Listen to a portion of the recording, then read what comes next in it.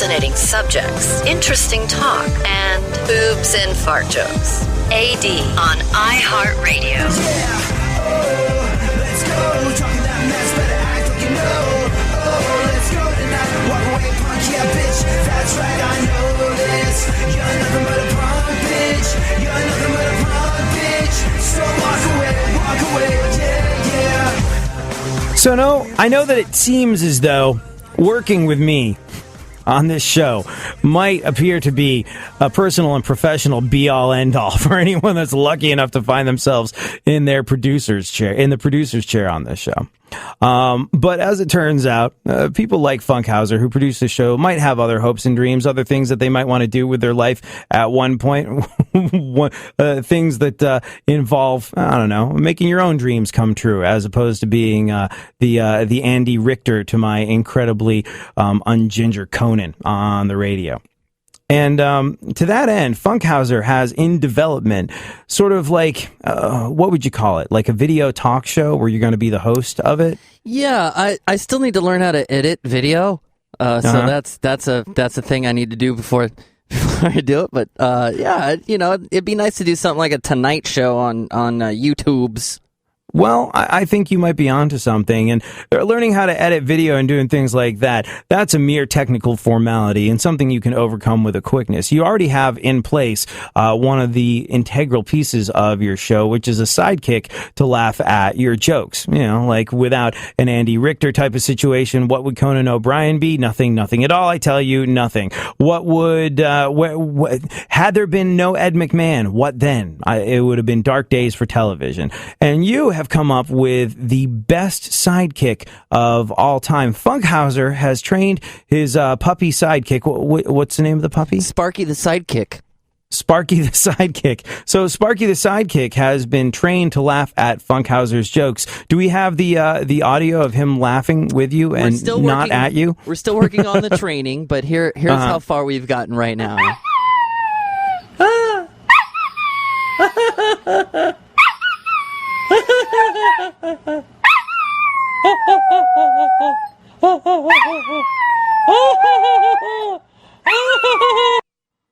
As long as you're comfortable playing second fiddle to a dog in your broadcasting career, I think that dog could carry you on to meteoric heights. You'll be like, hey, me and Sparky are taking the chopper to the Cape. What are you doing? I'm like, I'll be gassing up the Hyundai and driving to Bakersfield this weekend. Like, honestly, I think that you are on to something amazing there with your laughing dog sidekick.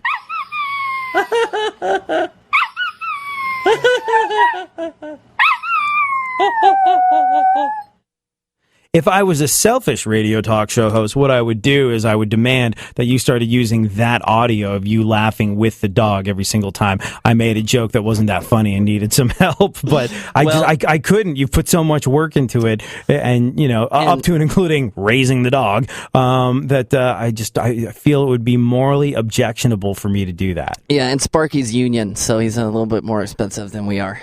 It's hard to get. He's got an agent we got to call. So, real quick, I don't know if you saw it or not. 16-year-old girl was arrested in France this past weekend, just gone by. 16 years old. What was she doing in France? Why was she being arrested? She was attempting to travel to Syria to join the terrorist group ISIS. A man around the age of 20 was arrested on suspicion of being her recruiter and purchasing her an airline ticket to Turkey in order to reach Syria. 16-year-old girl. Thousands of foreign fighters, many from Western Europe, have joined extremist Islamist groups fighting in Syria and Iraq. This is according to both American and European intelligence. Thousands. Large numbers of recruits to basically go die for a crazy cause. So France has made clamping down on radicalized Islamist cells an absolute priority, but it's really tough to fight this war in a traditional way. They haven't been able to stem a wave of its citizens and others, some as young as 14-year-olds, 16-year-olds, leaving from France to join the Syrian civil war. They would estimate about 800 French citizens have left to join Islamist groups in Syria. Yeah.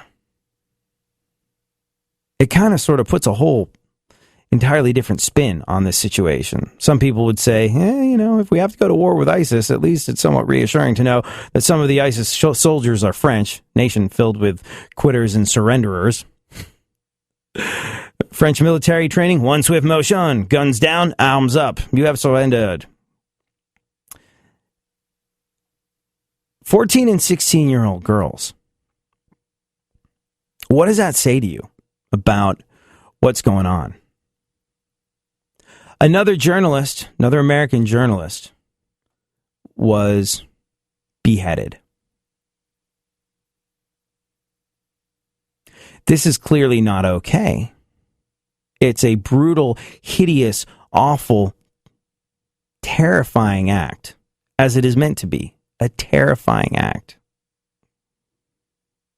Journalist Stephen Sotloff.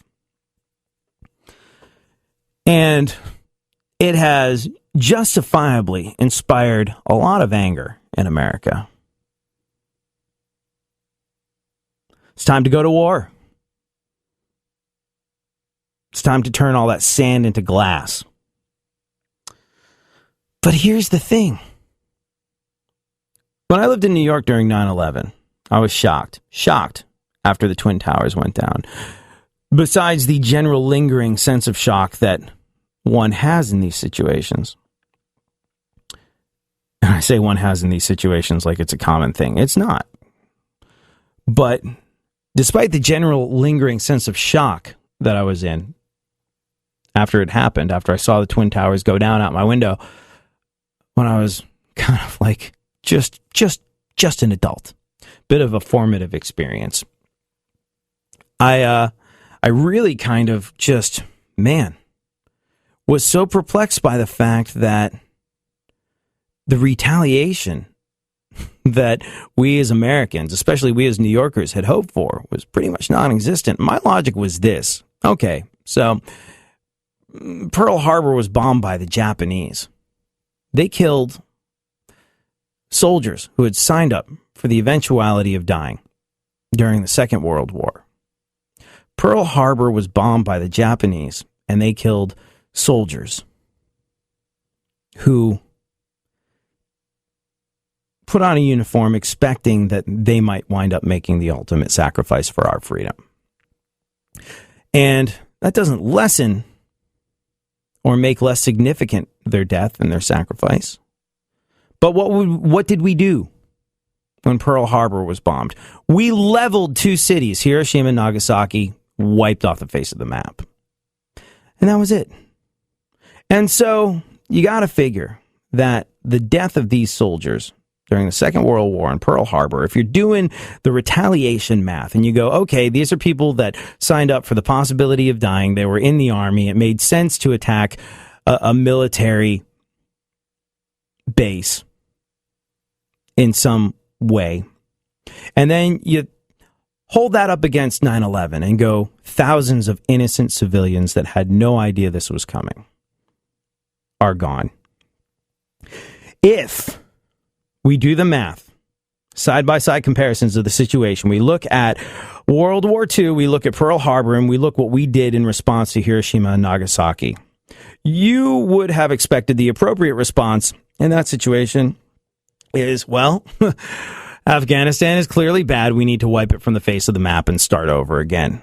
And I'm not a real sort of like warmongering person, but I felt as though, well, if we did this in the Second World War, then that would maybe kind of be justified after watching the Twin Towers go down, an attack on our soil against civilians, innocents, people who had not signed up for the eventuality of dying. And what did we do? Not that. And looking back on things, it's hard to say whether that was right or not. But there is this gung-ho cowboy-esque situation right now where it's like, okay, you're poking the bear. What you are doing, ISIL, is poking the bear. and things are going to go very badly for you very soon. The American military, we outspend everyone on things that can kill you. We've got it, we're ready to go, and now we're effing pissed. But do you not think maybe that's the whole point? That they're attempting to goad us into a war that's going to cost us millions and billions, trillions? I don't know. The number that we spend on, the number of dollars that we spend on little things like a helicopter is crazy. The cost of going to war is just insane. What happens when people go to war? Well, we send boys and girls, young American men and women, off to places where they have to see, bear witness to, and sometimes do terrible things. They're then returned to America broken and damaged, with scars not only on the outside, but scars on the inside as well. And then they are systematically not looked after by the American government, whether you want to call it the VA, whether you want to call it benefits for veterans, whatever you want to call it. All we know is that the American government falls down on the job of looking after veterans. That's why 1 out of 3 homeless people is a veteran. So, before we cowboy up and get ready to unleash hell on people who clearly deserve it, what if we look for a second at the fact that a 16-year-old girl is being recruited to ISIS, to ISIL? What if we look at the fact that this 16-year-old girl in France is not even the youngest, 14-year-olds? These acts of terror are scary to us. But like soldiers, journalists kind of know what they're getting into. They're even braver in some ways. They don't go into it armed. But doing things like this, taking hostages, American journalists hostages, beheading American journalists, this is not a new development. It's terrorizing us, but it's not enough for them. There's people being recruited all over America, all over Europe. They're getting them young, 14, 16 years old. So I would hazard a guess that our time, our energy, our money would be better spent looking south, where we are currently allowing 14-year-olds and 16-year-olds to walk across a border from Mexico and giving them amnesty, making them American citizens. I am, when it comes to children, a bit of a bleeding heart. But rather than launching ourselves into an expensive, horrific war, of which there have been plenty over the last 10, 15, 20 years with the Middle East that ultimately haven't made things right now any better, I would hazard a guess that we would all be better served as Americans by securing our borders and figuring out how to freeze visas for people that want to come in from extremist sympathizing countries. Wouldn't you? Maybe not. Maybe you do agree. Whatever the case may be, I thank you for joining me. Tweet me at ADSXE.